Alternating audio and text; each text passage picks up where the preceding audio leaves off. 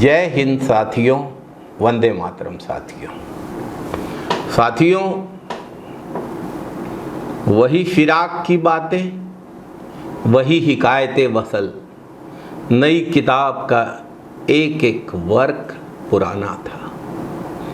आज किताबें और बातें में हम बात करेंगे जाने माने स्वतंत्रता संग्राम सेनानी कन्हैयालाल मिश्र प्रभाकर जी द्वारा लिखी किताब दीप जले शंख जले की। ये किताब अपने समय में बहुत लोकप्रिय रही और पद्मश्री का पुरस्कार प्राप्त स्वर्गीय कन्हैयालाल मिश्र प्रभाकर हिंदी साहित्य और हिंदी पत्रकारिता के माथे पे जीवंत चंदन शब्दों का तिलक लगाने वाले लेखक रहे। साधारण बोलचाल के शब्दों में ही वे गद्य में हो या पद्य में ऐसा स्वाद पैदा कर देते थे कि पाठक की आंखें और मन कुंभ में गंगा स्नान के बाद गंगा घाट पर बैठ प्रसाद ग्रहण करने जैसा सुख पाते थे। आज हम उनकी किताब दीप जले शंख बजे के एक छोटे से प्रसंग की बात करेंगे, जिसमें वे गदर पार्टी के पहले फांसी जिन्हें दी गई और बाद में जिन्हें आजीवन कारावास में बदल दिया, एक ऐसे कैदी से मुलाकात के संस्मरण लिखे हैं।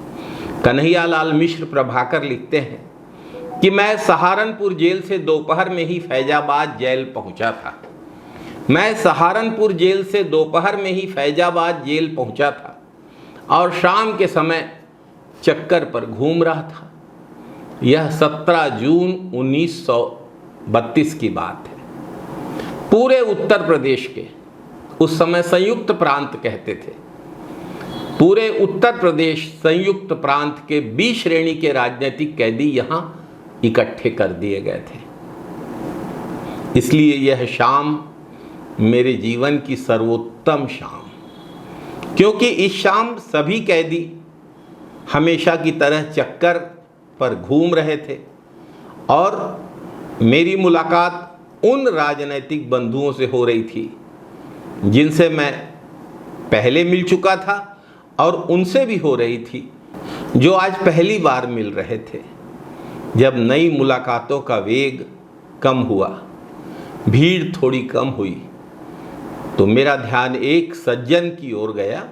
वे भी चक्कर में घूम रहे थे, पर न किसी से बातें करते थे, न किसी की तरफ देखते थे। उस भीड़ में भी वे अकेले थे। मेरा ध्यान उन पर टिक गया। खूब लंबे, पर हालात यह कि हड्डियों के ढांचे पर जैसे खाल मढ़ी हुई है। बस यह खाल भी ऐसी कि जैसे एक बार देह पर से पूरी की पूरी उतार ली गई हो और जेठ की भरी दोपहरी में धूपों धूप सुखाकर फिर से उन हड्डियों पर मढ़ दी गई हो। इतनी खुददारी कि मुझे उनके रूखेपन का दूर होते हुए भी स्पर्श अनुभव हुआ। रंग एकदम काला, पर जन्मजात नहीं, परिस्थितियों से थोपा हुआ। मेरी जिज्ञासा ने पंख फड़फड़ाए। किसी साथी ने बताया कि ये बर्मा षड्यंत्र केस के क्रांतिकारी हैं। मन आदर से भर गया। वह पास से गुजरे तो मैंने प्रणाम किया, पर दूसरों की तरह न वे ठिठके, न बोले, न सिर हिलाए, न मुस्कुराए। बस एक नज़र मुझे देखा, पर कुछ कहना तो दूर, कोई इशारा भी नहीं किया। दूसरे दिन, तीसरे दिन, चौथे दिन यही क्रम चला कि कहीं वे मिले, मैं झुककर उन्हें प्रणाम करूं और वे उसे बमुश्किल ऐसी स्वीकृति दें कि मन उसे स्वीकृति मानने को ही तैयार न हो। मन में प्रश्न उठ रहा था, यह अहंकार है या यह सुपीरियरिटी कॉम्प्लेक्स है, यह एकांत प्रियता है या यह आत्महीनता है, यह क्या है? ये व्यक्ति जड़ पुरुष है या जीवित पुरुष? बाद में साथ में ही जेल में बंद भाई ब्रह्म प्रकाश से बातें हुई। भाई ब्रह्म प्रकाश ने कहा, अपने ढंग के अलग आदमी हैं, दिन भर घंटों साथ रहते हैं पर एक शब्द भी नहीं बोलते। इनके क्रांतिकारी जीवन के बारे में बात करो तो जैसे सुनते ही नहीं, ज़्यादा खोदा खादी करो तो उठकर चल देते हैं। ना अखबार पढ़ने में कोई दिलचस्पी है न सुनने में, बस अपने आप में डूबे हुए इंसान हैं। 14-15 साल से जेल में हैं, सजा आजन्म कारावास की है। हत्या के बहुत से अपराधी 7 साल जेल काट कर छोड़ दिए जाते हैं, 14 साल जेल काट कर तो सभी छूट जाते हैं। मुझे 1930 के स्वतंत्रता आंदोलन में 1 वर्ष की सजा हुई थी और 1932 में भी 1 वर्ष की सजा मैं भोग रहा हूँ। ये जो क्रांतिकारी हैं बर्मा षड्यंत्र केस के मुस्तफ़ा साहब, ये 15 साल से जेल में थे, यानी मैं 15वीं बरसी जेल में काट रहे थे। मन भावुक हो उठा। मुझे यह 15 जेलें काटने पड़े तो मुझे लगा कि मुझ पर सैकड़ों मकड़ियों ने जाला बना दिया है और मैं उन जालों में फंसी, पहले भिनभिनाई, फिर थकी और तब किसी मकड़ी द्वारा चूस ली गई, जीवन रसहीन मक्खी की तरह रह गया हूँ। मुस्तफ़ा साहब के ये 15 साल 1920, 1930, 1932 के कांग्रेस आंदोलनों में राजनीतिक कैदी जेलों में गए तो वहाँ कुछ नागरिक चहल पहल हुई, नहीं तो बस चारों ओर हत्यारे, चोर, मारपीट वाले अपराधी और सपनों से अछूता, संकल्पों से अछूता, परिवर्तनों से शून्य, एकदम भावनाहीन वातावरण, अंधकारमय वर्तमान और हताश भविष्य। मैंने धीरे धीरे पेड़ सूखते हुए देखे थे, मसान रोग के बालक भी देखे थे, पर मुस्तफ़ा साहब का सूखना तो कुछ और ही तरह का सूखना था। कौन है जो इस तरह तिल तिल कर जला है, कण कण करके टूटा है, बूंद बूंद करके सूखा है? यह वो विराट व्यक्तित्व है, अंग्रेजी साम्राज्य का विध्वंस जिसका सपना था, भारत की स्वतंत्रता जिसका संकल्प था, विद्रोह जिसका रोजा था, खून की बाजी जिसका एकमात्र दांव था, और तुम नहीं या हम नहीं जिसकी युद्ध घोषणा थी। वे उनमें नहीं हैं जो बैरकों में रहा करते हैं। मुस्तफ़ा साहब का निवास है 2 नंबर की काल कोठरी में, जहां हवा भी और रोशनी भी जेलर से पूछकर उसकी आज्ञा लेकर ही प्रवेश करती है। दूसरे दिन मैं उनकी काल कोठरी देखने गया। बीच में 8-10 फीट की लंबी गैलरी और 8 कोठरियां एक तरफ। इन कोठरियों में बड़ी रौनक थी। एक एक कोठरी में एक एक कांग्रेस नेता का निवास था। सरदार नर्मदा सिंह, महावीर त्यागी, मोहनलाल गौतम। मैं साहस करके उनकी काल कोठरी में चला गया। मुझे वह काल कोठरी ऋषि आश्रम की कुटिया जैसी लगी। मुस्तफ़ा साहब लेटे थे, बैठ गए, बोले आइए। मैं खोया खोया सा चारों ओर आंख घुमाने लगा। सुबह शाम 1-1 घंटा खुलती होगी कि कैदी नहा लें, बाकी 22 घंटे बंद, न पूरी हवा न पूरी रोशनी। इसी स्थिति में बीते मुस्तफ़ा साहब के 14-15 साल। एक एक पल पहाड़। अपने से मैंने कहा कि मुस्तफ़ा साहब को अदालत ने फांसी की सज़ा दी थी, बाद में वह आजीवन कारावास में बदल दी गई। यह कैसा इंसाफ था, ये कैसी दया थी कि एकदम मार डालने के दंड को बरसों तक सुखा सुखा कर घुट घुट कर मरने के दंड में बदल दिया गया। मुस्तफ़ा साहब का खून और गोश्त कितना भी सूख गया हो, विद्रोह का ताव जरा भी कम नहीं हुआ था। आज भी वे महसूस करते थे कि दुश्मन या उसकी मशीनरी से कुछ चाहना एक बागी की शान के खिलाफ है। मैं अभिभूत हो गया और उनके घुटने छूकर चला आया। 3-4 दिन बाद उनके लिए स्पेशल खुराक की व्यवस्था हो गई। अब यह हो गया कि कहीं मुझे देखते तो आंखें मुलायम कर लेते, और कभी मैं उनकी कोठरी में जा बैठता तो वे असुविधा महसूस नहीं करते। एक दिन बातों बातों में बात चल पड़ी असेंबली बम कांड की। एक पत्रकार के नाते शहीद आजम भगत सिंह द्वारा असेंबली में बम फेंकने और यशपाल द्वारा एक विशेष वैज्ञानिक पद्धति से वाइसराय इरविन की ट्रेन को बम से उड़ाने के प्रयत्न का मैंने विशेष अध्ययन किया था। वो कहानियां मैंने उन्हें सुनाई। वे जेल में ही थे जब यह सब हुआ। उन्होंने टुकड़ों टुकड़ों में ये कहानियां सुनी थी। मुझसे सुनी तो कड़ी से कड़ी मिल गई और रस से डूबी कड़ियां मिली। कई बार वे स्तब्ध हुए, कई बार उच्छ्वसित हुए, कई बार उनकी मुट्ठियां बंध गई और कई बार वे भावाभिभूत हो उठे। मैं जब उनके पास से उठकर चला तो वे अपने आप में ठके से बैठे थे, न बोले न मेरी तरफ देखा। दूसरे दिन प्रतिक्रिया दी।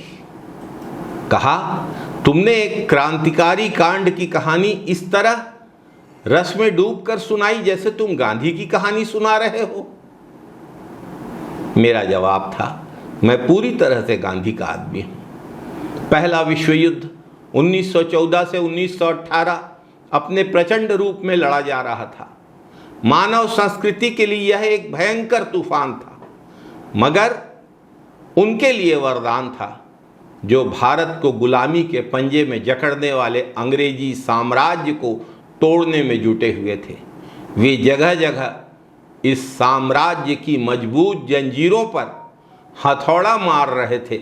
उन जंजीरों को तोड़ने के लिए मुस्तफ़ा साहब भी उन्हीं में से एक थे। मुस्तफ़ा साहब का जन्म उत्तर प्रदेश के जौनपुर में हुआ था। वे कानपुर के कोर्ट ऑफ वार्ड्स में उच्च पद पर आसीन थे। किसी काम से विदेश गए और लाला हरदयाल की गदर पार्टी में शामिल हो गए। पार्टी ने उन्हें बर्मा में अंग्रेजों के विरुद्ध विद्रोह कराने के लिए भेजा। विद्रोह का फल जब पकने लगा तो बात फूट गई। दमन का दौर चला। क्रांतिवीर सोहनलाल पाठक को फांसी हुई और भी कई 100 क्रांतिकारी काम आए।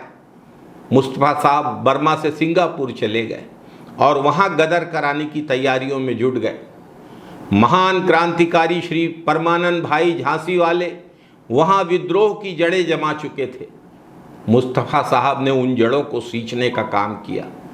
अंग्रेजी फौजों में गदर के बीज बोए गए, वे फले फूले और उनका जो परिणाम हुआ वह एक पूर्ण संगठित गदर था।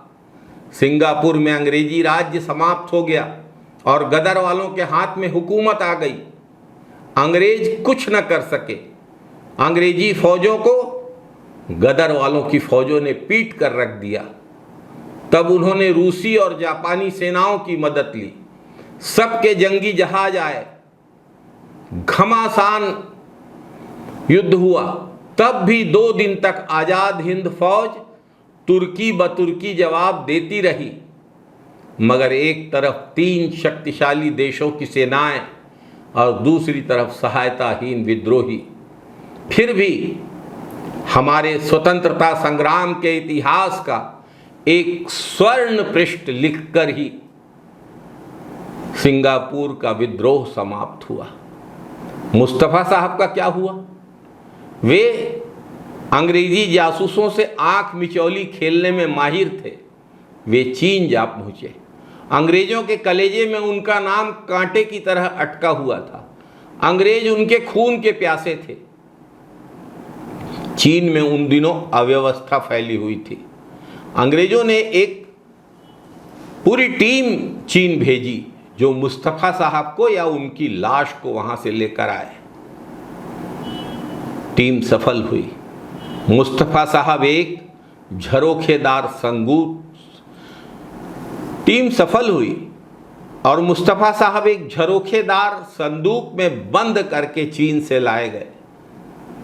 अदालत ने उनको फांसी की सजा दी, जो बाद में आजन्म कारावास में बदल दी गई। फैजाबाद में वही सजा वे भोग रहे थे। एक दिन मुस्तफ़ा साहब को हल्का बुखार था। मैं उनकी काल कोठरी में गया। वे लेटे थे, एकदम अधमरे से। मैं उनके पैरों पे हाथ फेरने लगा। वैसे वह किसी को कोई सेवा नहीं करने देते थे, पर उस दिन मना नहीं किया। कुछ देर बाद मैंने पूछा, आपको काल कोठरी में रहते वर्षों बीत गए, मगर इसके पहले तो आप हिरन की तरह एक देश से दूसरे देश तक छलांगते फिरते थे। अब आपको कैसा लगता है? उनका उत्तर मानवीय चरित्र के विश्वकोश में सोने के तारों से टांकने लायक था। बोले, चीन में मैं जिस मकान में रहता था उसमें मेरे कमरे के सामने चौक में फुलवारी थी और उसके बाद वो नाली थी जिस पर मैं पेशाब करने बैठता था। अब रात में पेशाब करने उठता हूँ तो नींद में उसी नाली के अंदाज से पैर चलते हैं, पर जब सिर काल कोठरी की दीवार से टकरा जाता है तो याद आता है, ओह, मैं तो जेल में हूँ। सुनकर मैं भाव विभोर हो गया और सोचा कि 15-16 साल अंग्रेजी शासन के जेल में रहकर भी जिसकी आत्मा को कैद का बोध नहीं हुआ, वो कैदी नहीं है, विश्व के कैदियों का सरताज है, एक जीवित शहीद है। 17 साल जेल में रहने के बाद मुस्तफ़ा साहब छूटे। इसमें पंडित गोविंद वल्लभ पंत जी का हाथ था। छूटने के बाद एक बार मैं उनसे मिला तो मुझे लगा कि काल कोठरी की जकड़न ने उनके स्नायु मंडल को इतना तोड़ दिया है कि अब जेल के बाहर जीवन को वे सहन नहीं कर पा रहे हैं। थोड़े दिन बाद ही उनकी मृत्यु हो गई, उनका इंतकाल हो गया। उनका खानदानी नाम था मुजतबा हुसैन, जो बोलचाल की भाषा में मुस्तफ़ा साहब हो गया था। जैसे अंग्रेजी लैंटर्न हिंदुस्तान में लालटेन हो गई। सोचता हूँ, मुस्तफ़ा साहब भारत की स्वतंत्रता के आंदोलन के इतिहास के कभी न बुझने वाली लालटेन ही तो थे। जय हिंद साथियों, वंदे मातरम साथियों।